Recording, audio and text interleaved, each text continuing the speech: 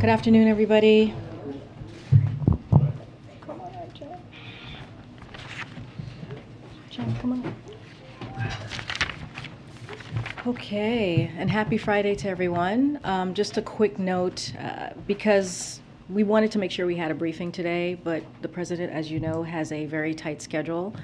Today he's going to be heading to the CIA, so this is going to be a short briefing, so apologies at the top. But again, we wanted to make sure you guys all had an opportunity to ask your questions. So joining us today is Jen Klein, the director of the White House Gender Policy Council, which was established by President Biden at the start of this administration. This is her second time in the briefing room, some of you might remember. By creating the Gender Policy Council, President Biden fulfilled a campaign promise to create a White House team backed by the whole of government for defending women's rights and advancing equality.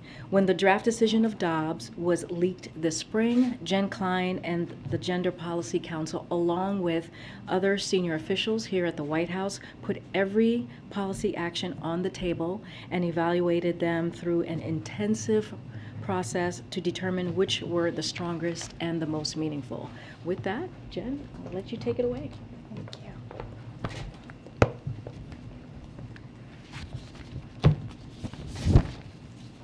Thanks, Karine, for having me today. As you said, when the final decision was issued, the president took immediate action under his executive authority to defend reproductive rights. And just now, as you know, he signed an executive order which builds on those actions. So just to talk a little bit about what's in this executive order. It safeguards access to reproductive health services, building on steps HHS has already taken to ensure that medication abortion and contraception, including emergency contraception and long-acting contraception, are as widely available as possible, as well as the Attorney General's commitment to fight any attack by a state or local official who attempts to interfere with women exercising their constitutional right to travel out of state for medical care. It also protects the privacy of patients and their access to accurate information, building on steps that HHS, Office of Civil Rights, has already begun to take to ensure that doctors and medical providers and plans know that with limited exceptions, they're not required, and in many cases, they're not even permitted to disclose patients' private information. It also promotes the safety and security of patients, providers, and clinics, the physical safety and security. And finally, it coordinates the implementation of federal efforts to protect reproductive rights and access to health care. As Karine said, my team, working really with colleagues all across the White House and around the administration, has been working around the clock since the draft decision was leaked in May, and we are going to continue to evaluate all options and steps that we can take. So as Karine said, I know we're short on time, so with that, I'll just be open to take your questions. Yeah, ma'am, Senator Marco Rubio is demanding the federal government not provide sick leave to federal employees. Will you respect the Hyde Amendment? Will this administration respect the Hyde Amendment? Administrator said that Biden administration was considering having Medicaid paid for travel for people. And with some of the instances the president just highlighted in his speech just now, that seems like something that would be very useful right away. Just why isn't that included in this tranche of action? And then secondly, if you could just broadly speak, there's been some frustration with abortion rights supporters that this administration is not moving fast enough. Some of this stuff seems like it could have been done on day one, considering you knew the leak when what was coming. So on your first question on Medicaid, as you heard from the president the day of the decision, and again today as part of this executive order, we are very focused on protecting that right to travel. The Attorney General issued an extremely strong statement again on the day of the decision, and has continued to be vigilant so that no woman, no person who is seeking a medical service in a state where it is legal is prevented from doing that. We're also looking at all options to figure out how to best effectuate that right to travel. On your second question, more broadly, I sort of take issue with the premise of the question because I think, first of all, what the president did on day one, which was really significant, was to take immediate action, as I said, to ensure that medication abortion is available and accessible.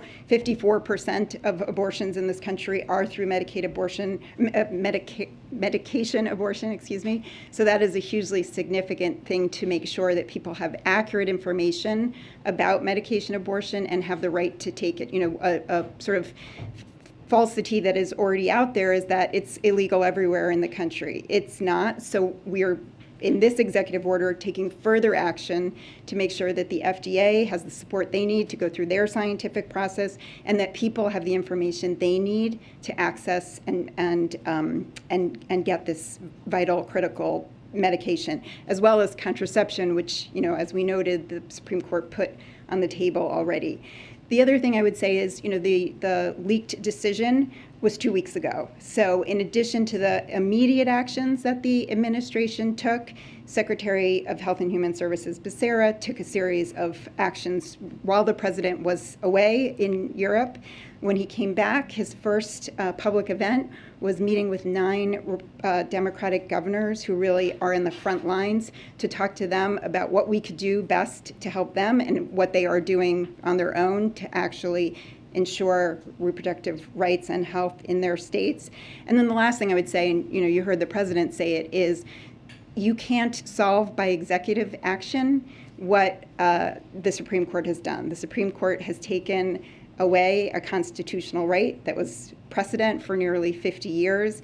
And I think we all need to be mindful. He is very mindful. We are all very mindful that that can't be solved by executive action alone, and that the best and fastest way to fix that is by codifying Roe, restoring Roe by legislation. But that doesn't mean we won't be taking the actions he took today and more as we consider best actions. So is there a disconnect then? Because there is frustration. There's no doubt there's a lot of frustration, and some of the frustration is undoubtedly through anybody in this room that's spoken to a voter or an American that supports abortion rights, that there is frustration with the administration. So is there a disconnect in what's happening and your ability to message it? Well, I would say that, first of all, if you look at what NARAL and Planned Parenthood said today about the actions that we're taking, they've both called it, important steps.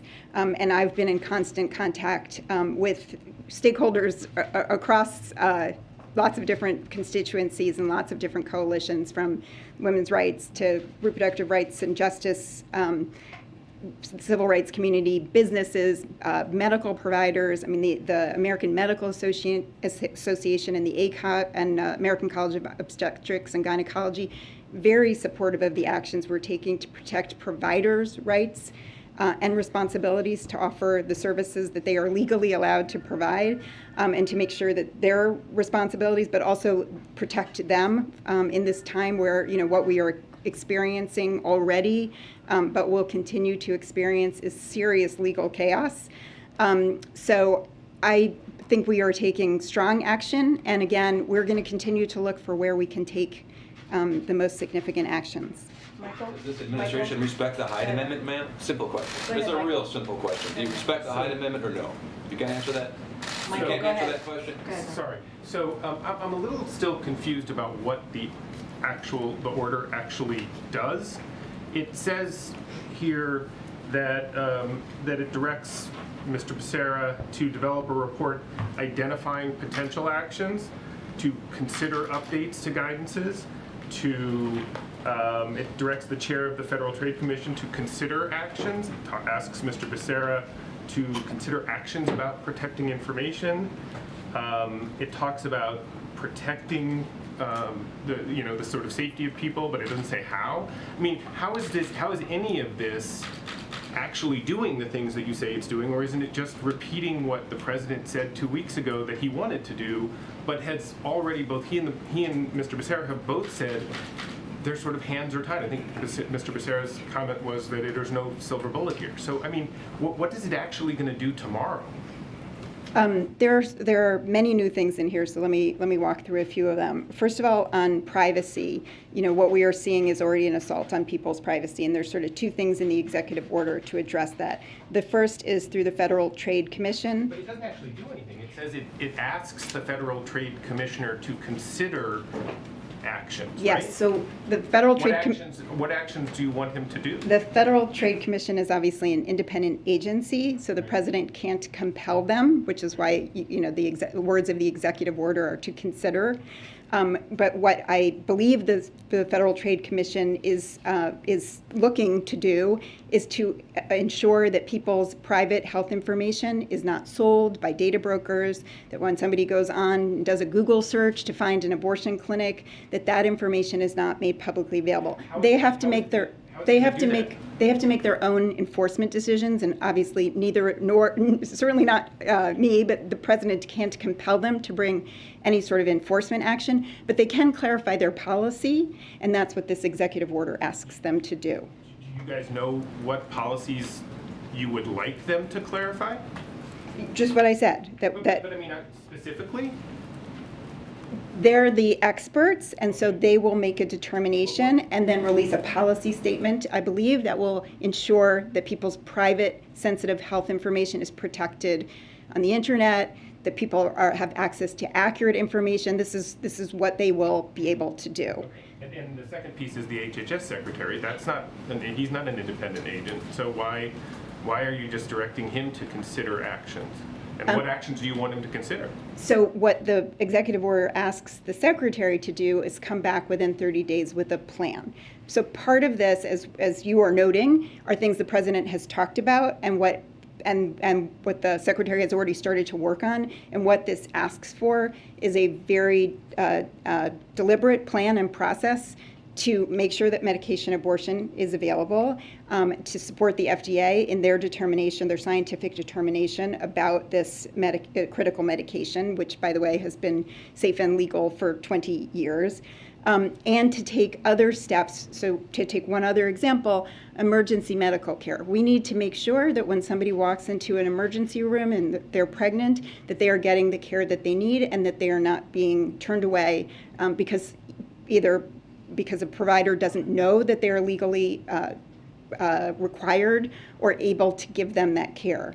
So there's guidance that the secretary can issue, and the secretary will issue to make clear what kind of treatment somebody needs to receive when they walk into an emergency room. Same thing for pharmacists. Again, back to the notion of legal chaos. Pharmacists don't know whether they can dispense mifepristone, the drug which is medication abortion, which, by the way, is used in miscarriages, which are 1 in 10 pregnancies. So again, the secretary can take action through guidance from the Department of Health and Human Services specifically to make clear to pharmacists, again, what their responsibilities are, but also what their rights are as pharmacists so that they are not putting themselves in jeopardy. Thank you so much. The White House says this executive action will expand access to medication abortion. How specifically will the administration do that? What concrete steps will be taken? Well, that's what we're looking for the secretary to come back to us with. I mean, the two things immediately is what I've noted, which is that the FDA is in a process right now, and they need to continue to do their process. And again, they are independent; they're making their own scientific judgment. But to extend permanently what they did in April. So in April, what they did was they said that medication abortion should be available by telehealth, and it should be able to be mailed. And currently, they're going through a scientific process, and we can't interfere with that process, but the secretary can support them in any way that he needs to. And the other thing is we launched a website, reproductiverights.gov, and there will be many other ways to communicate, again, as I said, both critical medications like medication abortion, but also contraception, which is at risk. Emergency contraception is at risk in states across the country now, partly because there are states that are passing laws that say that fertilization begins, that pregnancy begins at fertilization, and that puts a drug like emergency contraception at risk. And we need to clarify for people what is and isn't available to them. But just to follow up really quickly here, is this sort of like a wait-and-see approach here for the American people? The White House says that this executive action will be expanding access to medication abortion, but right now there's no details, no concrete steps until the Department of Health and Human Services releases that in 30 days? No, the secretary, I mean, I know it feels frustrating because we're taking action and then asking for more action, but the secretary is already taking action. The website is already launched. The attorney general has already made a statement that we will be vigilant about protecting people's right to travel, and also to look at the question about whether mifepristone should be available and how it can be available. Because the FDA has already spoken 20 years ago that this is a safe and effective drug. And at the same time, what we've asked for is, continued vigilance and an ongoing process and ongoing work to make sure that that is really happening. As I said, this is not going to be solved by one day's action. So the strong statement at the outset, all the work we've done both before the decision and after the decision, and then we will come back. The report from the secretary is just one step in the process. So again, They the moved the Hyde gather Amendment, will time, you so we answer gotta my go really question? quickly. Go Really ahead, Phil, and simple. then- Fiction. Hyde Amendment? The idea of a public health emergency has been something some advocates have pressed for. My understanding is it's not off the table, but that the consideration may give a window into the complexities that you guys are trying to deal with right now. Can you explain kind of the approach as it pertains to that specific item? Yeah, so as you said, we're really looking at everything, and it is definitely not off the table, as are many other options. When we looked at the public health emergency, we learned a couple things. One is that it doesn't free very many resources. It's what's in the public health emergency fund, and there's very little money, tens of thousands of dollars in it. So that didn't seem like a great option. And it also doesn't release a significant amount of legal authority, and so that's why we haven't taken that action yet. So, ma'am, pro-life Sir, you're Americans being want rude. questions. Pro-life Sir, Americans you're being have rude to your questions too. All the colleagues. questions you're taking are pro-abortion. So let me ask you Excuse this me. question. Excuse me, Senator sir. Marco Go ahead, Rubio Caitlin. is Go ahead, demanding the Caitlin. federal Question. government not provide sick leave to federal employees who travel to get abortions. He says that would violate the Hyde Amendment. So what's Sir, your take a response seat to in the that? back. You're being rude to your colleagues and our guests. Go ahead, Kate. I'm not Quick listening to a question. press secretary. I can stand right here and ask my questions. The president, Please. the Please. I can ask my question. She doesn't want to answer. president earlier Great. today encouraged people to go out and vote and essentially said, if you want to change the rights for women, you have to show up at the ballot box. Does that suggest that with this order, the president has reached the limit of what he can do unilaterally? No, it does not. It means it's an important step that we're taking today, and we will continue to look at all options on the table that are legally appropriate. I have another question about privacy. Is the White House encouraging people in states where abortion is going to be illegal to not use different apps, period tracking apps, Google searches on fertility, those kinds of things? Is the White House directing people to stop using those apps? I wouldn't say we're directing people, but I think people should be really careful about that. And one of the things that HHS did just last week was, as part of this website and also made public in other ways, is literal instructions, practical instructions of how to delete certain apps that are on your phone, so that if you want to protect yourself, you have the ability to do that. And then, sorry, quickly on the abortion pill. Is the administration directing the FDA to loosen restrictions on the abortion pill?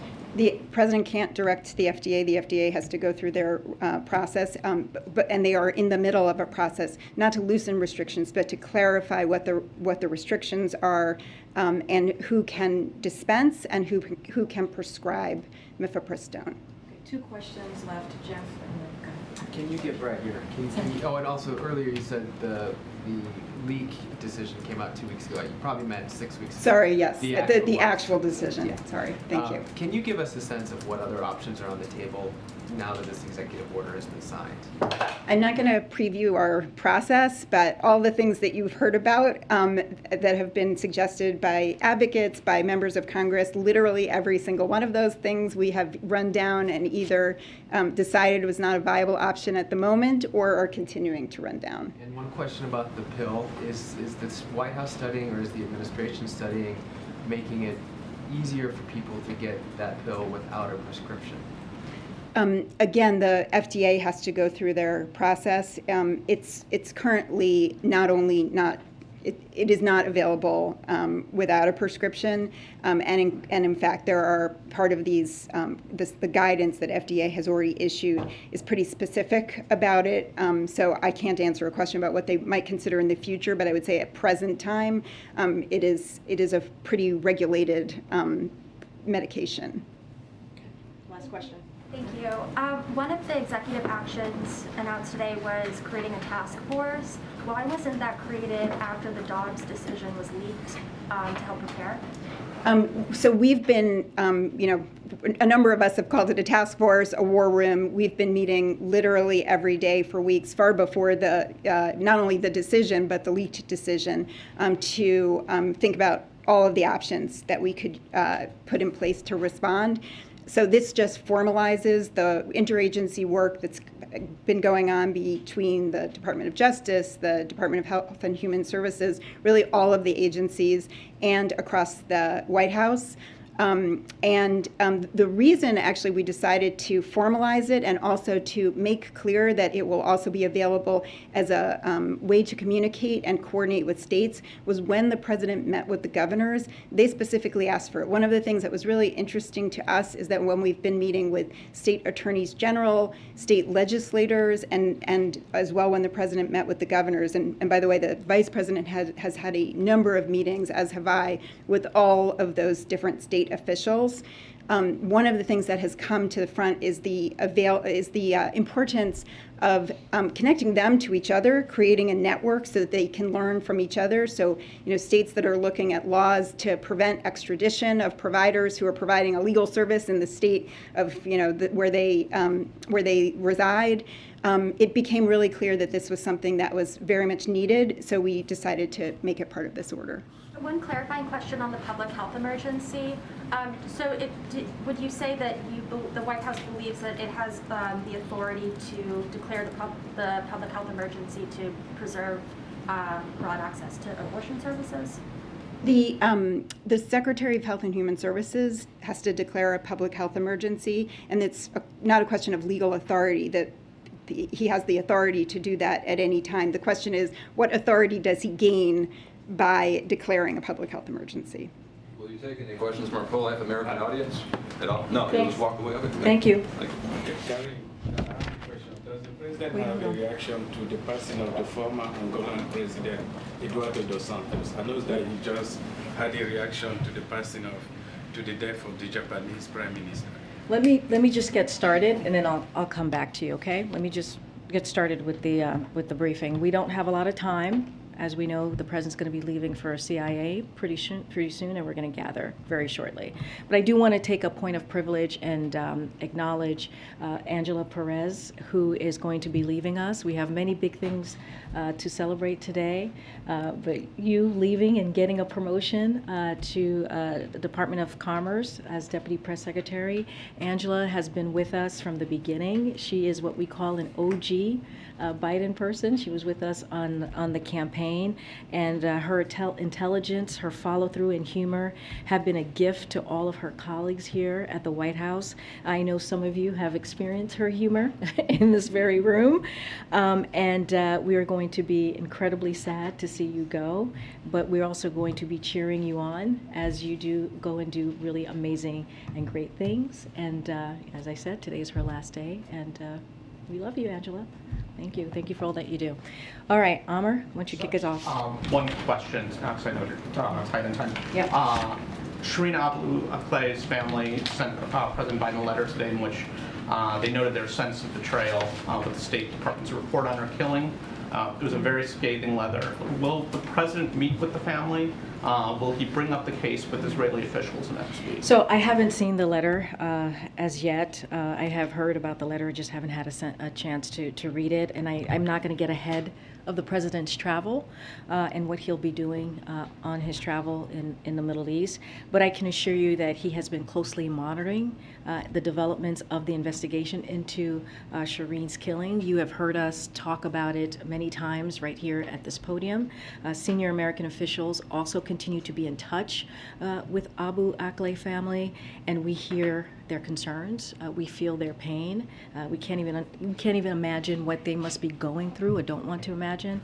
We continue to urge cooperation between Israel and the Palestinian Authority on next steps, and we definitely continue to urge accountability. And as far as the gather, is the briefing going to continue? And I'll go a little bit longer should, for folks should people to stay. gather and leave at 1:20? I believe they should if they want to catch the president at the CIA. But I'll continue.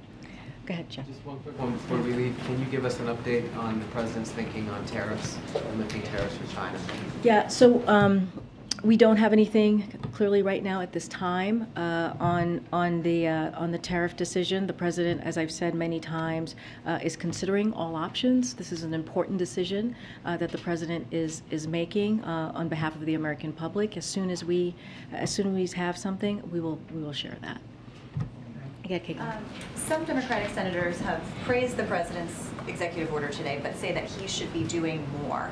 What else is the White House planning on doing, and does the president believe that he can do any more on this issue? So the president, you heard him speak very passionately today. He is going to continue to do everything that he can, the legal authority that he has, to continue to work and make sure that we look at all options to protect women, to protect women's rights and their freedoms. So it doesn't end today. All of this kind of began on the day that the Dobbs decision was made. But he's been also very clear. Like I said, you heard him today. The way to really address this is for people to make sure that their voices are heard at the ballot box. That is what he is calling for. That is what we are asking our fellow Americans to make sure that they speak up and get their voices heard.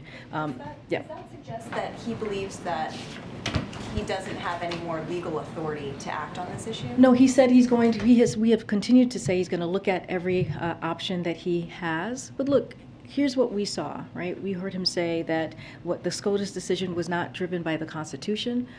It was driven by an extreme raw political power, a decision that was made. He disagrees with that decision. He thinks it's extreme. We have to be sure, and we continue. He wants to be straight with the American people, and if you look at what's going to happen across the board, if you look at what national Republicans are saying, they're asking or going to go for a national ban. So our work now is he's going to, again, continue to do the work that he can from here, but also call on Congress to act. If they cannot, we have to make sure that people's voices are heard at the ballot box. And just quickly, has he ruled out the sanctioning of federal lands for abortion? So, look, we're looking at all options. Everything is on the table. We have talked about how, while this is a idea that comes from a good place, it is definitely a difficult thing to protect the provider or to protect any woman who is on federal land once they leave. It puts them in a legal bind. So it is something that we have to think about when we have those discussions. But again, everything is on the table. He's going to do everything that he can from whatever legal authority that he has to make sure that we continue to protect women's rights and also the freedom of women. In many ways, the president's rhetoric today was almost declaring war on the court. He talked about galvanizing women voters especially to act, but he said some things that are kind of unusual for a president who's an institutionalist when you're talking about a co-equal branch of government. Is it the president's view that the court is not apolitical any longer? Is it his view that it is, in fact, motivated by politics in all matters, or just the Dobbs decision? Well, I'll say this. The president respects the institution. He respects the court. What he believes was unconstitutional and spoke to this morning and also prior is their decision. He believes the decision that this court has made is extreme. And it is beyond the pale. We are talking about, as you know, a constitutional right that was around for almost 50 years. And so when you think about that, when you think about what was done 2 weeks ago, the president wants to speak very clearly and loudly about what we saw and how this will have an effect, as we know, on women's rights and women's freedom. And beyond that, it's going to go beyond that. When you think about privacy, when you think about contraception, when you think what else extreme Republicans that he has called the ultra MAGA of the Republican wing is planning to do. But the reality is, in order to have pro-choice senators, pro-choice House members, we have to make sure that folks have their voices heard at the ballot box. And that is what he's going to continue to call on to make sure that they exercise their rights as well. Is it his view that the court is now a politicized body and not an independent judicial panel? Well, he believes that this was done by royal political power. You heard him say that today, that this decision was not a constitutional decision. It was beyond extreme. It will, it will hurt people's lives. It will upend, people's everyday decision on their own body and what they can decide, what they need to take care of their health and how they want to grow their family. And so that is incredibly important as well. And again, this decision was incredibly extreme. He's called that out. He's talked about that very emphatically, as you heard him today. But we have to also do our part. We have to do everything that we can to codify Roe into law, and the only way to do that is to make sure that Congress acts. I'm gonna go ahead. Thanks, Karine. Governor Abbott in Texas issued an executive order today calling on the National Guard and officials there to apprehend undocumented immigrants. So I'm wondering if the administration is planning any legal response and if you'll prohibit the National Guard from participating. So I'll say this, the immigration enforcement is a federal authority and states should not be mandating it, meddling in it. That is just, especially the Texas Governor of Abbott, who has a track record of causing chaos and confusion at the border. So I would refer you to DOJ on any legal matter. But again, this is immigration enforcement is a federal authority. TPS for Venezuelans is up for renewal next week. Do you have any sense of how the president's planning to proceed there, and if he's not going to renew it, what the circumstances have changed? So I'm not going to get ahead of the president's decision on TPS. I don't have anything for you at this time to preview. And then one last one. You've discussed multiple times that the only way to sort of restore Roe is through legislative action and electing more Democrats, which I think is undeniably true based on the sort of math.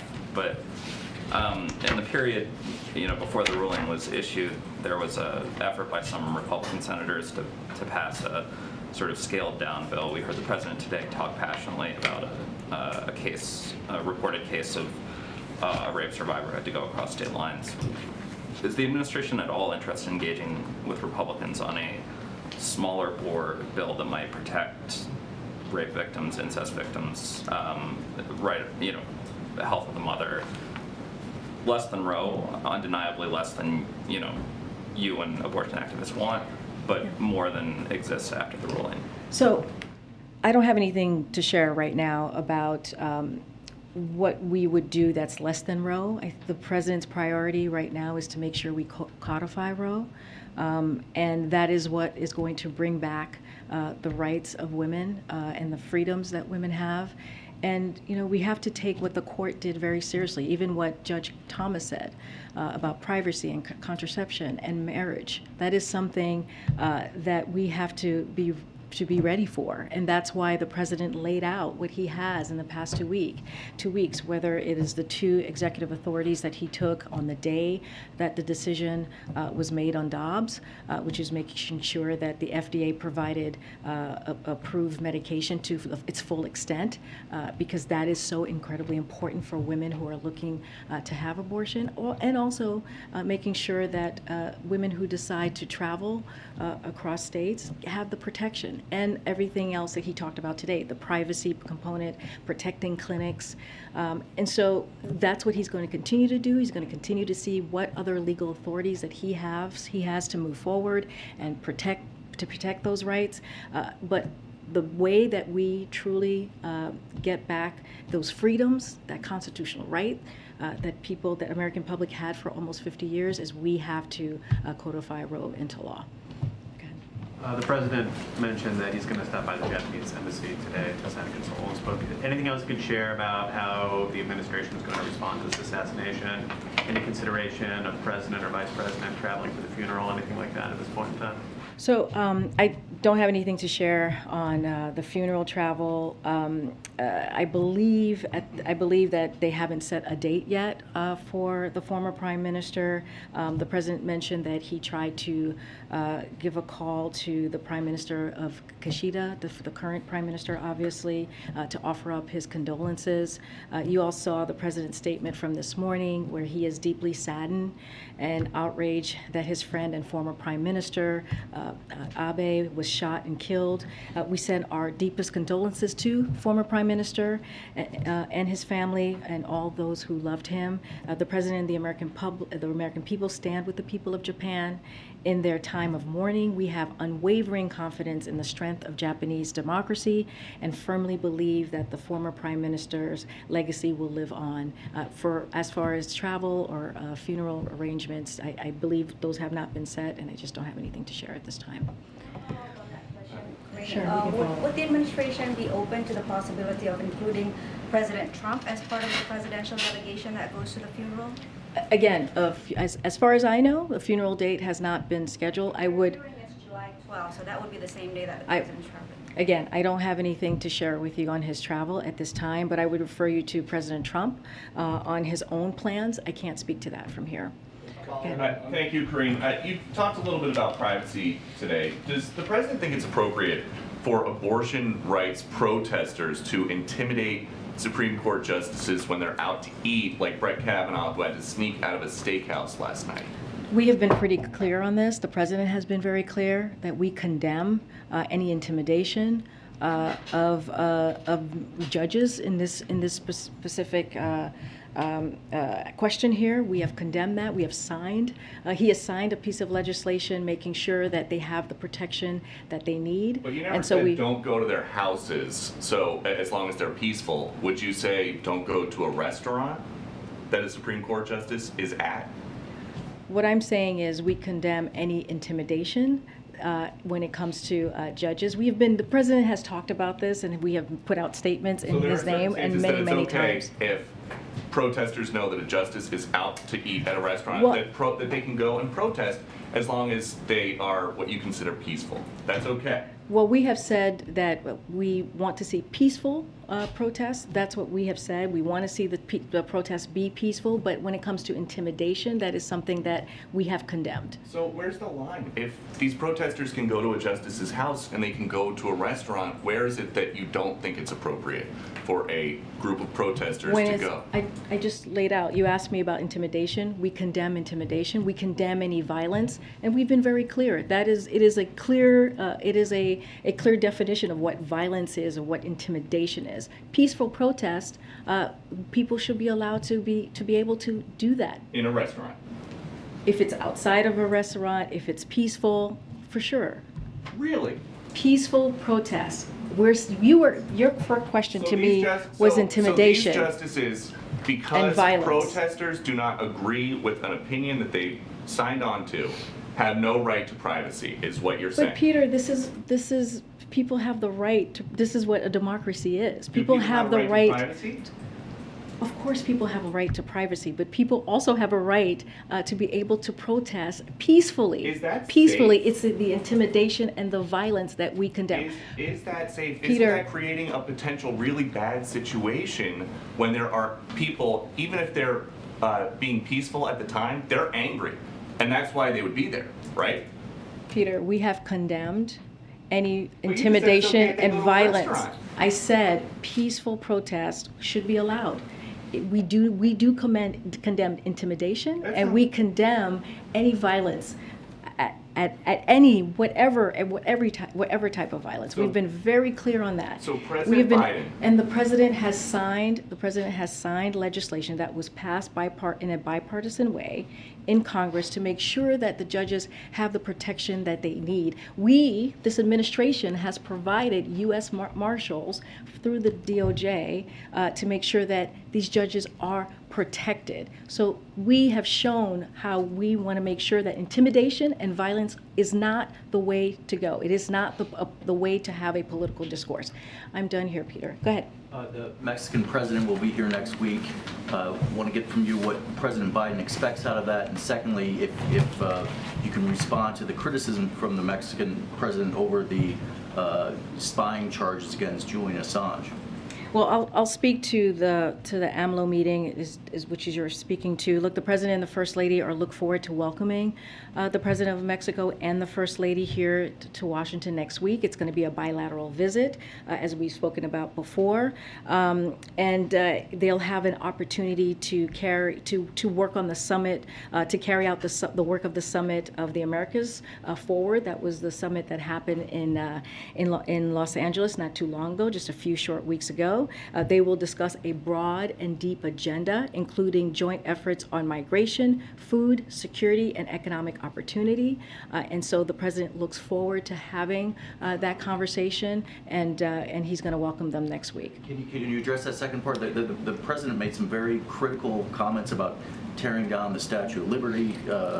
If the U.S. proceeds with that, he's offered asylum there. I mean, what's the administration's response? Look, we see AMLO, the president of Mexico, as a partner. They're welcomed here next week. We're going to have a bilateral meeting. There will be many conversations that will be had, and I'm going to leave it as that. Can I just follow up with one last question? Yeah, sure. It's been reported that the president is considering giving a speech after the January 6 hearings are completed. Can you discuss that with us, and what would be the intent of that? I cannot confirm a speech that the president may or may not be having. That is not right now. We are letting the January 6 committee hearing go and do their jobs. The president has, as he has said many times, and we have said many times, thinks their work is important. It is an independent process that they are, a bipartisan independent process that they're running, and we believe, as the hearings are going on, we believe it's important for the American people to see exactly what happened on that day. January 6th was a dark day for our democracy. It was an attack on our law enforcement, and so we want to respect their process, and we're just not going to comment on that while it's going on. I do not have a speech to confirm for you at this time. Thanks, Karine. The White House is taking credit for the recent drop in gas prices. Do you believe that the administration's moves are more responsible for that drop than, say, changing consumer behavior and the fact that some recession jitters also seem to be pushing oil prices under $100? So as you heard from the president today, we saw the gas prices go down for 25 consecutive days in about 25 cents. While we understand that that is not enough, and we understand that people are still going through a lot of pain, and with the cost of gas prices, we know what it means for families. But we do believe that the president has really taken this on these last several months when it comes to the Strategic Petroleum Reserve and that historic 1 million barrels a day. When it comes to the homegrown biofuels, the ethanol 15 that the president has called on. Remember, that is only available in the wintertime. We made that available during the summer, and all of the work that the president has done has helped to blunt the price increase. Now remember, this price increase is due to Putin's tax hikes, Putin's war, brutal war on Ukraine, and that's why we have seen the increase of gas prices. That's why we have seen the increase of food, and so the president's going to continue to do the work. We know we need to do more. That's why he asked for the gas tax holiday, which is something that we're calling on Congress to do, something that's very, very easy to do, that's going to give a little bit more relief to the American public. But again, we are happy to see the decrease of gas prices, but we know we need to do more. Karine? Yeah. Hold on. Go ahead, Phil. I haven't seen you in a while. Thank you, Karine. The president shared that tragic story moments ago about the 10-year-old girl who had to travel across state lines to receive an abortion. And I'm wondering, has the White House confirmed that local law enforcement knows the identity of this 10-year-old victim? And has the president directed the DOJ to do everything it can to prosecute the abuser and protect her? So I'll say this, anything to do with the DOJ, that's a legal component. I would refer you to the DOJ. I don't have more to share on the identity of this young woman or the question that you just asked me. The president spoke to that young woman just to show how extreme the decision on the Dobbs decision was, and just how extreme it is now for American public, the American families, when there is no exception at all, when you have such a young girl who has to carry out the child of a rapist, that is unacceptable. You heard that from him directly, and this is why he is calling for action. This is why he's trying to do everything that he can from his legal authority that he has, and so he's going to continue to do that work. But again, we have to make sure Congress acts. Right, but has he taken any steps to protect her, or does he expect that, law enforcement will? I know he cited her in the speech, and I know that he wants some of these larger reforms, he wants Congress to act, but I mean, this little one certainly seems to be like they're... Well, I think what the president is calling on, and what he has laid out, is to protect girls and women like her and beyond, right, who do not have the rights and the freedom. That is why he's calling for the action I just laid out for Congress. That is why he is using his legal authority and making and made announcement on the executive authority, the executive action today. And so he's going to continue to do that work. He's going to do everything that he can to protect young people who are like this young girl. But at the same time, he's going to call it out and use his bully pulpit to make it clear of what is happening out there is unacceptable. Just a very, very quick follow-up. I asked on Tuesday about the releases from the Strategic Petroleum Reserve.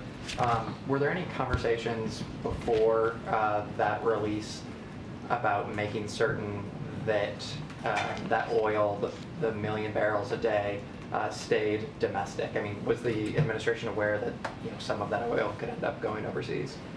So when it comes to the oil, it is something that oil companies decide. What we cannot control what oil companies do with their oil, and so you should ask the oil companies about where they are sending the oil they purchase and why. That is not something that we can answer from here.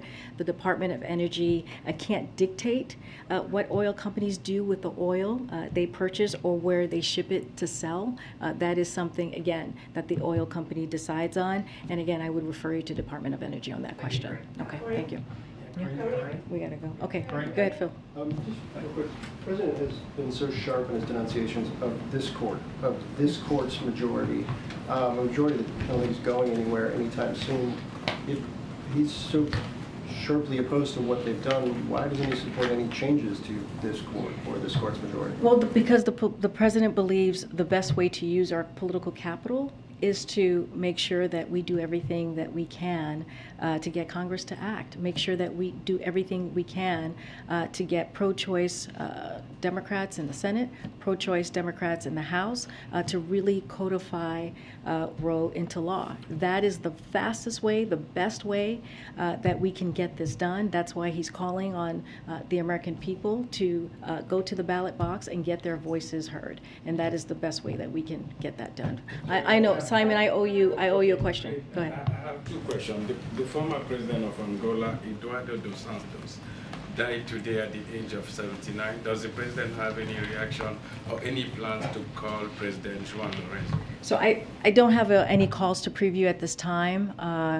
Clearly, it is sad to hear that news, and our sympathies and condolences go out to the family. I just don't have a call to preview at this time. The second question, I know in the past few weeks you've had questions on abortion, inflation, everything that goes wrong with the president. Is there anything, or can you list a few things that are going right for this president at this moment? Well, I would point you to the jobs numbers today. We saw 375,000 jobs in the past month. While we understand what the American public is going through at this time, that is a good sign. That is a good sign for the economy. And we also saw that unemployment rate it remains at 3.6. And also in those numbers, we saw that we are back to the pre-pandemic job numbers when it comes to the private sector, which is incredibly important. And we've added jobs. We saw 1 million jobs added in this past quarter. All of those things are very important as we talk about moving this historic economic recovery into a transition, so that we can really truly deal with inflation. And so I think these numbers, and you heard the president talk about that. He listed all of the items that I just listed at the top of his speech.